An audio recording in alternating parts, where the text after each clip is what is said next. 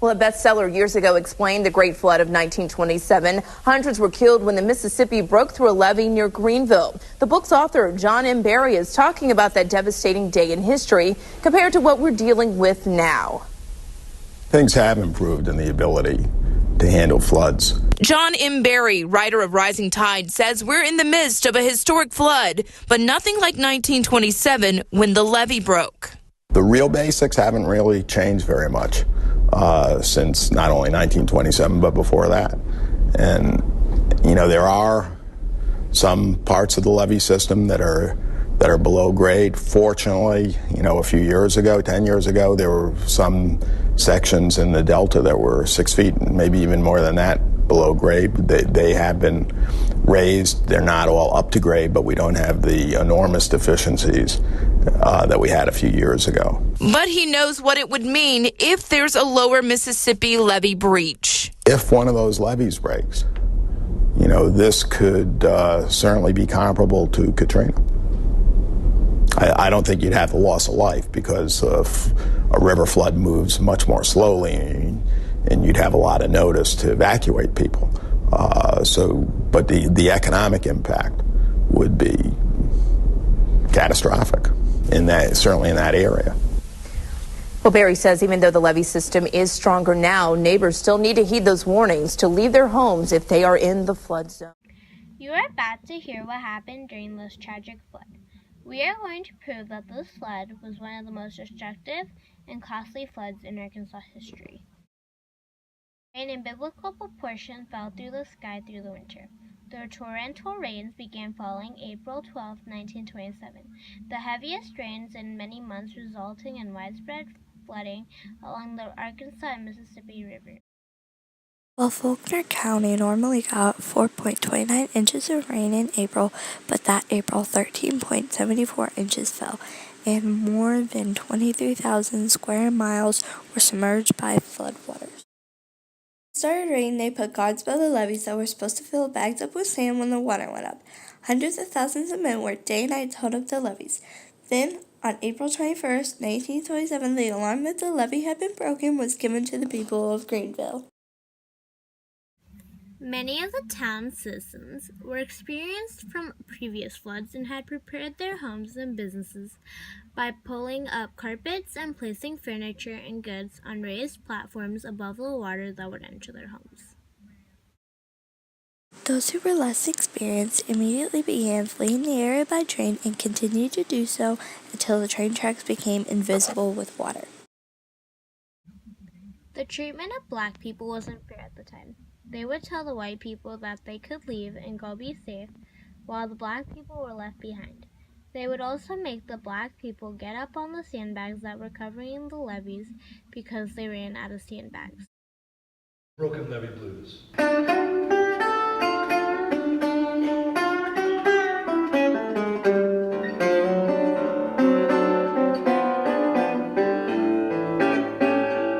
I want to go back to Helena, but the high water has got me barred.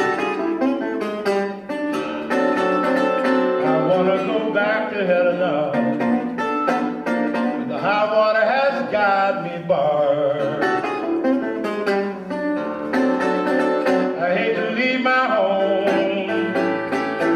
the water's all in my backyard. Water's all up round my windows, backing up in my door.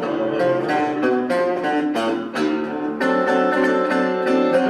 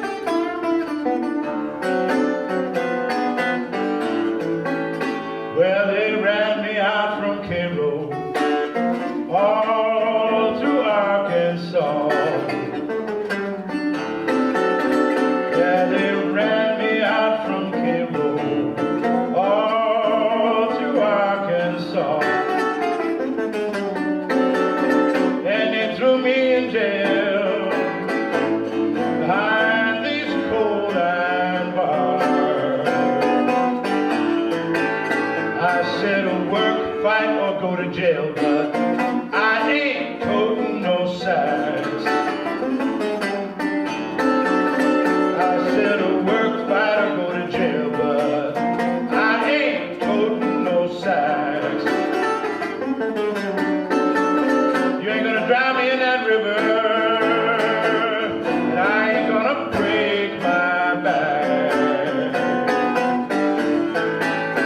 I wanna go back to Helena, but the high water has got me barred. 20,000 people fled their homes and businesses, and nearly 100,000 homes were destroyed.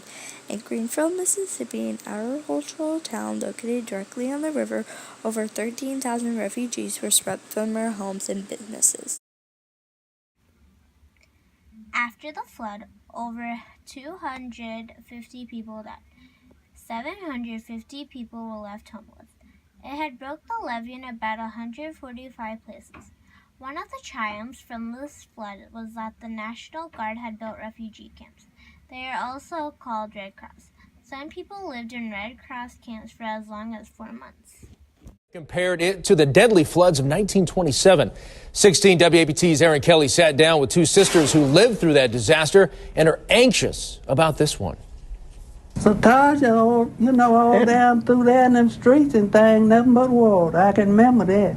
When floods devastated Yazoo County in 1927, Jerlene Johnson and her sister Bernice were the lucky ones. We'd go down to look at them. Our uncle used to take us down in the wagon to the store. Bernice was 7 years old, Jerlene 9. They don't remember how long it took for their neighbors to recover, but they remember being afraid. You know I wasn't used to no water coming out the hill. In addition, the disaster contributed to the Great Migration of African Americans from the South to cities in the North. The flood also found its place in folklore, music, literature, and films. Popular songs about the event includes Kansas Joe McCoy and Memphis Mine's When the Leaf Breaks. The valley of the Mississippi River stretches north into Canada and south to the Gulf of Mexico, east from New York and North Carolina, and west to Idaho and New Mexico. Rain fell throughout the entire Mississippi River Valley from the Appalachians to the Rockies. The Great Flood of 1927 took hundreds of lives, but ultimately thousands more were saved. The flood brought about long-term social and political changes in the country. Over time, African Americans largely switched their loyalty from the historical anti-slavery Republican Party to the Democrat Party. The 1927 flood was the fourth worst flood the U.S. has ever seen. Effects stretched from Louisiana to Illinois. I wanna go back to Helena, but the high water has got me barred.